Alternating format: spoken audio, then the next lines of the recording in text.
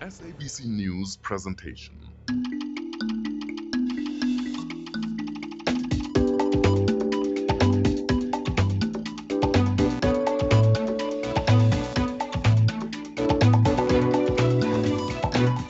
A very good evening to you and a warm welcome to Interface. My name is Tembi Samachele.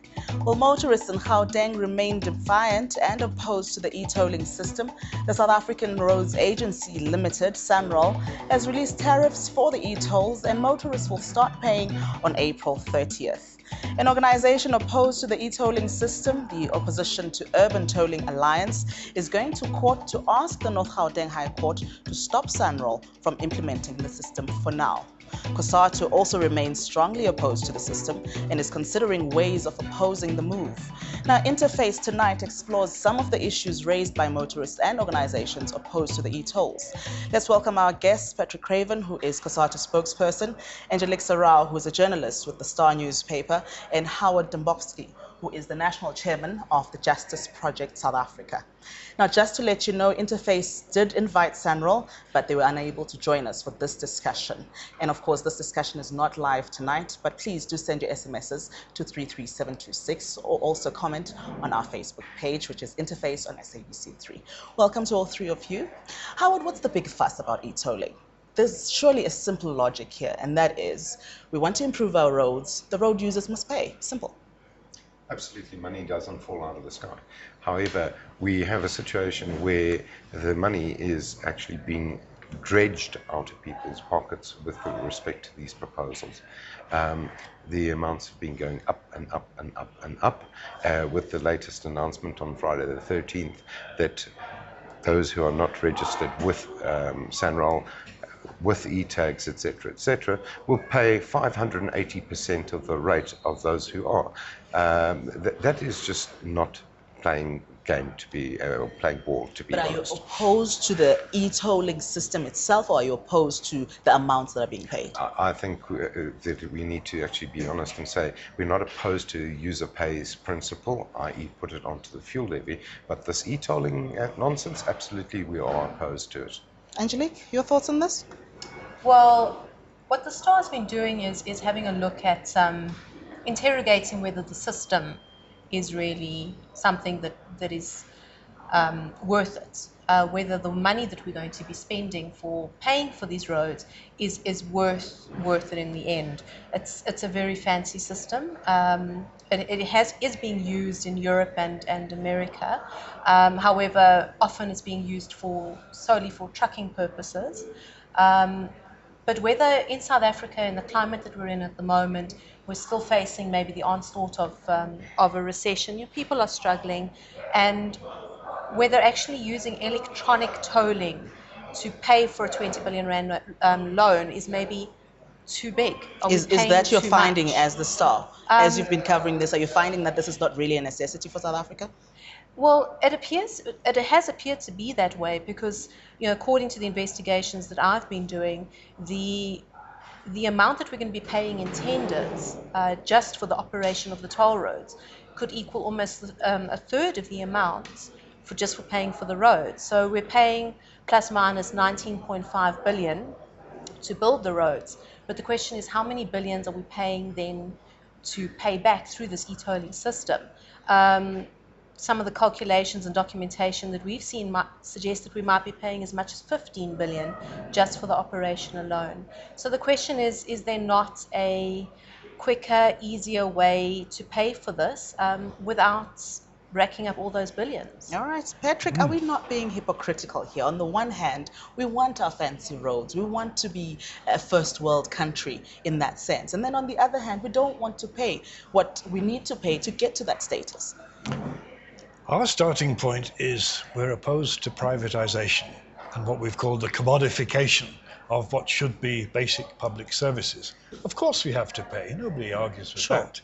We've been paying for road improvements for years through taxation. And we believe that remains the fairest way of providing our basic infrastructure because it's graduated. It is related to what you earn. These road tolls are completely arbitrary. And it's been quite wrongly suggested that, well, it's only relatively rich people who have cars and therefore only relatively rich people will pay. Our members tell us quite clearly that thousands of them have to use their cars simply to get to work and back because of the inadequacy of the public transport system. And therefore it's a huge extra charge on those particular individuals who are facing all sorts of other increases at the moment. Electricity is going up, petrol is going up, train fares are going up. And this is just one extra burden. But if we look at this particular burden, what they're saying, or what government is saying is, look, if you want to use this road, pay for it. Otherwise, if you don't want to use it, use an alternative route. What's wrong with that? That might be a good argument. If we had a public transport system like many European cities, where you can travel quickly, safely and efficiently from one point, and you deliberately choose to drive on the road instead, but clearly that just doesn't correspond to the South African reality at all. Public transport for most people is still totally inadequate, won't get them to work on time.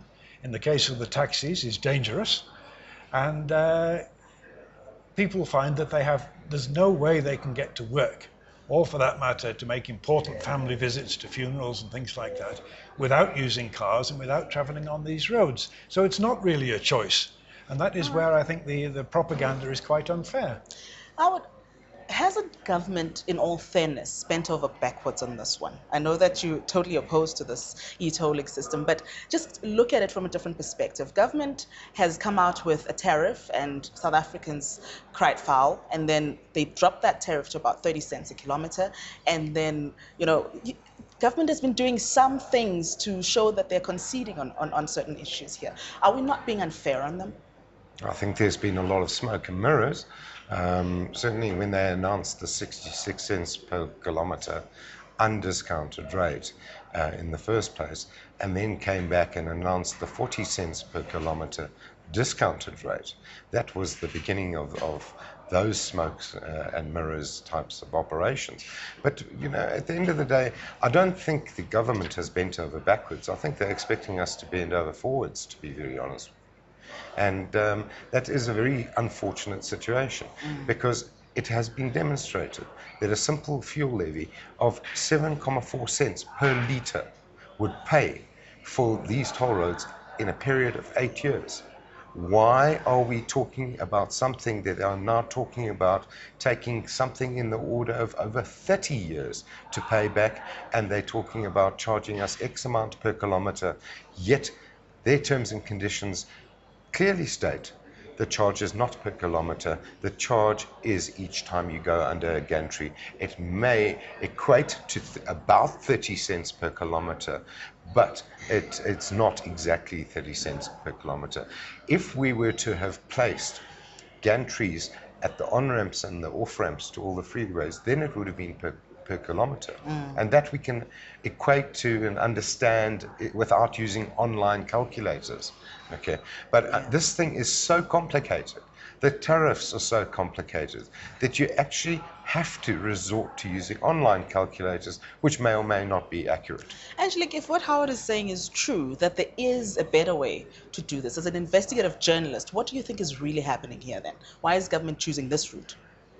Well, I think you've got to look at the stage of the system. These gantries have already gone up. By the time we were being told about it publicly, when those tariffs came out in February last year, a lot of those gantries were already there. The tenders had been signed 2 years before that already. So the process, the building, the construction, all of those tenders that have been signed, that it's almost gone too far ahead. That's the feeling that I've got. For them to turn back, I think they would have to pay quite large penalties, which will have an impact on South Africa with our ratings. There's already been a concern about that if this doesn't go ahead, because this is an international tender process. And this is where the problem is, isn't it, Patrick? Where South Africa is seen as a country that really does not welcome investment. So in other words, you will have a mass mart that wants to come in and plow they say, billions of rands into the economy, and we cry foul. We say, no, no, no, no, no, you can't do that because you're going to take away jobs, or you're going to do this or do that. And then we have a project like this, and we're marching on the streets again. Are we not going against the very thing we want, which is to attract investment, make this country a place that is suitable for that kind of investment? We want to attract investment, but not at any cost. And in particular, we don't want to start selling off what we regard as basic public services. You asked, why is the government so intransigent on this? It's even stranger because they've already announced that they're not going to introduce e-tolling in other parts of the country. Why and is many that? of the arguments which they used Yeah. were exactly the same as the arguments we used against e-tolling in Gauteng. That's So they've something I accepted don't the principle. understand, Patrick. And on the question of user pays, it's interesting that in the healthcare area, they're moving in exactly the opposite direction, away from user pays to a universally accessible system, regardless of your income. And that's what we want to see on the roads. Patrick, you and raised a good sorry, point. can I just make one point? Yeah. About business I don't confidence. want to miss this particular point that you've made, and that is that this is just happening in Gauteng. They said they would roll it out in every other part of the country. It hasn't happened. What's really happening there? Any one of you can clarify this for us, because as South Africans, we're wondering, why is it not happening in Cape Town, for example? They've backtracked. Why? Government has seen that this is a disaster, to use Mr. Varvey's words on it. Okay, they've backtracked. They're looking for alternatives, but it's a case of, listen, Gauteng, you've accepted so much so far. Why shouldn't you just accept this as well? This is really what it boils down to. And if national government is not prepared to implement this elsewhere, then why should we, as residents and citizens of Gauteng, accept it? I think the public outcry was just too large. Yes, they were expecting some resistance, but I don't think it's been on the scale, this kind of scale. They weren't But it's been large in Gauteng. We've been very vocal in this province as well. The company that got the original tender, electronic toll collection, they actually noted that one of the dangers in the beginning when they signed the tender was going to be public resistance. But as I said, I don't think it was on the scale. They weren't expecting the scale. Okay, we're going to take a short break. When we come back, we want to ask, are we being bullied into paying for these e-tolls? Stay with us on SABC3.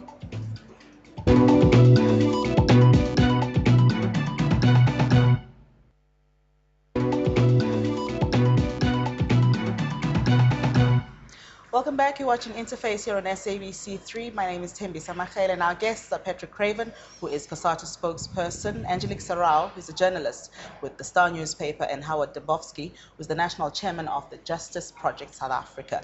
Patrick, before the break, you wanted to raise a point about business confidence.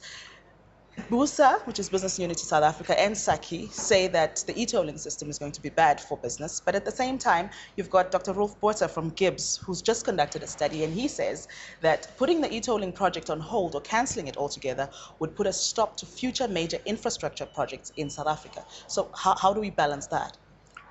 Well, first of all, BUSA and SACI, whatever their faults, are representative organizations, speaking for a large number of organizations. Professor Botha is a single individual, and it would seem to me the only individual, apart from SANRAL themselves, who actually agrees with this. Yeah. And so I think the business organizations, with whom we normally disagree, I would have to say, are absolutely right on this. I think going ahead with these tolls will cause far worse problems. Particularly, it's a point that hasn't come up yet. It's quite clear from what we're picking up from our members and from the general public that people are not actually going to pay. SANRAL talk as though there are different ways of paying and they've plumped for e-tolls, but we don't believe they're actually going to raise the money. There was an economist, Mike Schustler, on the show the other night, who said that the rate of payment on traffic fines is around 20%. Now, those are things which most people think you ought to pay, and yet it's only 20% actually do. What percentage are they going to collect for something which most people think they shouldn't have to pay? They're going to have to spend a fortune. Trying to recover this money will probably largely fail. Is that going to help South Africa's image as an investment opportunity?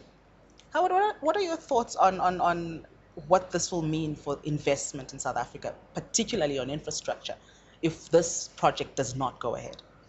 Look, I'm not an economist, but quite frankly, I can see and smell a rat when I see one, to be very honest with you. And when we talk about costing 7.5 cents per litre extra on our fuel bill over a period of 8 years to pay this off, it says to me that there's something wrong here. And this is worked out by people who are in the know and have qualifications in economics, etc., etc.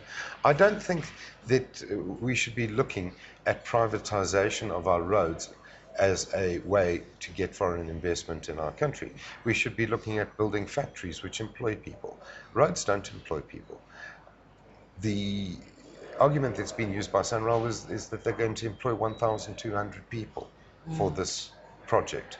That's not a lot of people in the big scheme of how many people are unemployed in this country. If we were to put up factories to manufacture things, if we were to put up retail operations, etc., those provide real jobs. But one of the other points that Sandral is making is that we knew about this as South Africans back in 2007 already. Why are we only starting to kick up a fuss now about it? Aren't we letting other organizations and other interest groups take this as an opportunity to push their agendas forward? Well, I would question how much exactly the public knew about this. I think there was some sort of idea in the back of people's minds, but I saw the roads being built during 2010, and me personally, I had no idea that those were going to be told. And I'm a journalist working within the media. And so I don't think the general population had any idea. Perhaps there was consultation in the background, possibly within government there was consultation among themselves, but the general public, I don't think so. The only time that this really came out was in February last year when the tariffs were announced. Has COSATU been opportunistic in this instance, where you're taking an issue that's emotional for the South African public, you're going out there, you're having these marches, but you want to push your agendas of labor brokers and other things, and you're using this as a smokescreen? Absolutely not. Obviously, with the benefit of hindsight, we can all say, well, maybe we should have checked more closely at the time. But as Angelique says, it was the announcement of the amount which ignited public opinion. And since then, this campaign has been driven from below. The idea that COSATU, some people sitting in an office, are somehow manipulating public opinion, we were left with absolutely no alternative because our members were insisting. And in fact, some of them are saying, I think, that we're not doing enough, even now, to get rid of this system, because they immediately saw it as such a huge threat to their standard of living, and they're quite right. And then, of course, we discovered that there were thousands of people beyond our ranks who shared exactly the same point of view, and the campaign took off from below. And it's very much a question of an example of people's power. The fact that the tolls were postponed earlier was purely because of the public pressure. And there's also the uproar around the money and the Austrian company that won the contract to actually build this and maintain it. Tell us a little bit more about what the issue is there. Well, shortly after the tariffs were announced at the beginning of last year, the Star newspaper decided we had no idea really at that stage, but just to interrogate and have a look, who's getting the tenders for this, what's going on behind it. The information at that stage was incredibly sketchy. The only way I found out about any of the tenders was through overseas websites. This company in particular, Cups Traffic.com, was boasting about it in their media in Austria and in Sweden. And so from there we started looking a little bit more into it, and it just developed from there. Because the more stories we wrote, the more public reaction we were getting as a newspaper. I mean, our emails were being flooded, phone calls came in. This was obviously something that the public wanted to know about. And as a newspaper that caters solely for Johannesburg, we can't ignore that. We have to look further and further into it. And that's what I've been doing, is just digging away. But then somebody uncovered and brought these allegations to the table that COSATU is also one of the beneficiaries of this project, that you've got an investment arm that's actually making money through shareholding in another company that's part of this thing. Yes, it's a story we've answered many times. There is a company which was involved in the road improvements, who got a contract in 2007, I think it was. At a time when, as we've said earlier, most people thought these road improvements were related to the World Cup. And although it's true, even then in the small print, if we'd studied it, we could have seen that this was related to tolls, which we would subsequently be opposed to, and therefore they should not have invested. But we'll frankly admit, we didn't spot that at the time. So we saw this purely as a road improvement scheme. Yeah. But obviously, once it became to light, then we took a decision that there will be absolutely no more. But did you or did you not keep the 24 million that the media says you got from that Well, deal? it doesn't go to COSATU. It's an investment company that operates as an individual entity. And I don't have the precise figures as to what happened to that money. But there's no question that once we knew that this was a big issue, then we took a firm decision, as we have in relation to other potential investments, that if it's contrary to COSATU's policy, then they must not invest. Howard, I would like to get your thoughts on this particular issue right after this break. To stay with us.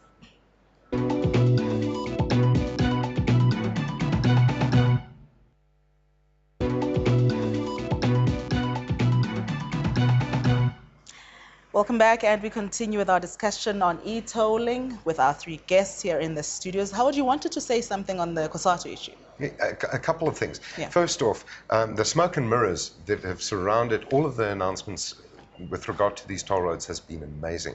Let's just bring a few things into perspective. Yes, it's wonderful.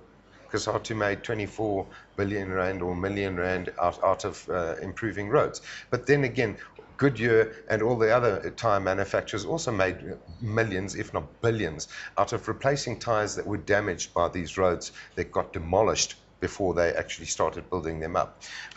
It's not fair to say that somebody has benefited from e-tolling because of an ancillary service that's taken place, i.e. building the roads or replacing tyres on motor vehicles. Okay, but if we have a look at this whole thing, the amount of people that have come to me and said, but I thought these roads were being put in for the 2010 World Cup. And then when the latest tariff announcements got released, they got released on Friday the 13th, just quickly before everybody goes off for the weekend. When the proposed regulations got put out to deal with the legislation that is deficient, i.e. the SANRAL Act. That was put out in a month that Easter occurred, and they reduced the period for comment by 1/3, down to 20 days instead of 30 days. Everything about this has been ambush tactics, left, right, and center. All right. Howard, we don't have a lot of time. Yep. What can we realistically do about this? We've got a number of organizations, including COSATU, talking about going to court. What will that serve? Because the government has said, no way, no how is this not going to go ahead. Well, the court, first of all, will take a decision, and the government cannot ignore that. We don't know how it will go out. But as far as COSATU is concerned, if there isn't a decision within the next week or so to scrap these tolls, we will again be taking to the streets in even bigger numbers than on the 7th of March. And the climax will be the 30th of April, when we're calling another protected general strike, and we'll be having big marches. And in the build-up to that, there will be local demonstrations, pickets, sit-ins. And we would appeal to all your viewers to get the details and to come along. Angelique, where to from here? Because already so much has been invested into this thing. Can we really realistically say we can pull the plug on the whole project and move right along as a country without any ramifications for us? Well, at the moment, I honestly don't know what's going to happen next. Sitting back as a journalist and kind of just watching this, I'm interested to see. But all I know is that we're going to be there every step of the way. We're going to watch absolutely everything that happens. And we'll carry on reporting and let you know. Okay. Final thoughts from you, Howard? Tembisa, if you or I make a bad decision, we have to live with it. Government is going to have to live with this. There are ways for the monies to be recovered. Definitely the Austrians aren't going to allow us to walk away scot-free, but these roads have to be paid for, the Austrians need to be paid, and we need to learn this lesson. Don't go ahead and do things in an autocratic fashion. Final thoughts from you, Patrick? What can we would really do appeal about this? to all the viewers not to be intimidated. You are not legally obliged to buy an e-tag or to register, and please don't be frightened by these threats of massive surcharges. We're going to put a stop to this because we believe the people are against it, and we live in a democracy, and people power must ultimately triumph. Angelique, I know you've got an e-tag. Does that mean you're a fan? I did it solely for journalistic purposes. That's your line and you're sticking to it. Absolutely. But I mean, why didn't we take all of these court cases that are pending? Everybody, AfriForum is looking to go to court. Others are looking to go. The DA wants to go to court. Why don't we consolidate and say, together, as all of these interest groups, we're going to forget our own little constituencies. We're going to focus on what's good for South Africa, and we're going to put one solid court case before the courts. I don't think it makes a big difference whether an application is put in by this organization or that organization. It's the quality of the application that counts. And if the one next Tuesday is rejected, then obviously other organizations have to see, well, are there any other grounds where we'd have a better case? And that is certainly what we will be looking at. And we will definitely be following this one along with you, Angelique, and we're watching with keen interest. Thank you so much to all three of you for joining us here on Interface. And that's how we come to the end of our program tonight. Thank you so much for having joined us. Do join us again next week. Interface will be back at the same time. Good night.